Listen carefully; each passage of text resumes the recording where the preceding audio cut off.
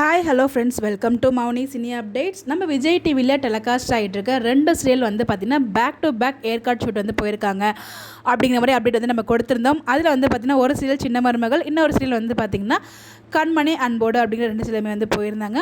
So கண்மணி அன்போடு serial வந்து பார்த்திங்கன்னா இட்ஸ் எ ரேப் அப்படிங்கிற மாதிரி வந்து அப்டேட்மே ஷேர் பண்ணியிருக்காங்க. ஸோ அவங்களுக்கு ஏற்காட்டில் இருந்த ஷூட்டிங் வந்து முடிஞ்சிருச்சு. அதில் நியூ என்ட்ரியாக 2 பேர் வந்தாங்க, டயானா அண்ட் அஞ்சில் விஜயன். இவங்க 2 பேர் வந்து அப்கமிங்கில் நியூ என்ட்ரியாக வர போகிறாங்க.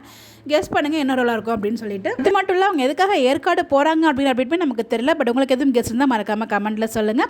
ஏற்காடு போயிருக்காங்க, அவங்க ஷூட்டிங்குமே முடிஞ்சு அங்கே எதுவுமே முடிஞ்சிட்டு வந்துட்டாங்க. இட்ஸ் எ ரேப் அப்படிங்கிற மாதிரி அப்டேட்மே கொடுத்துருக்காங்க. அதை தொடர்ந்து சின்ன மருமகள் சீரியல் வந்து பார்த்திங்கன்னா ஏற்காட்டில் போய்ட்டு இந்த காட்டுக்குள்ளே இந்த உப்புவை பறிச்சா வந்து பார்த்திங்கன்னா குழந்தை பிறக்கும், அதாவது ஆண் குழந்தையா பெண் குழந்தையா அப்படிங்கிற மாதிரிலாம் சொல்லியிருப்பாங்க இல்லையா. ஸோ அதுக்காக இல்லாத குழந்தைக்கு எந்த பூவை பறிச்சா என்னையா அப்படிங்கிற மாதிரி நம்மளோட மைண்ட் வாய்ஸ் இருந்துச்சு. பட் அதுக்காக அங்கே போயிட்டு யானைக்கிட்ட மாட்டியிருக்காங்க.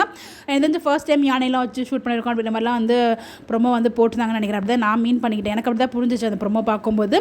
ஸோ மேபி அந்த யானைக்கிட்ட சிக்குவார் தான், பட் சிக்கனாலும் தப்பிச்சு வந்துடுவார். அந்த லொக்கேஷனில் ஓல்டு இஸ் கோல்டு அப்படிங்கிற மாதிரி வந்து ஓல்டு சாங்க்கான சேம் அந்த காஸ்டியூம்லாம் போட்டு டான்ஸ் ஆடிருந்தாங்க. அந்த ஒரு பிடிஎஸ்மே வந்து நம்ம ஹீரோயின் ஷேர் பண்ணியிருந்தாங்க. அதில் சில பிக்ஸ் மட்டும் உங்களுக்காக இங்கே நான் ஷேர் பண்ணியிருக்கேன்.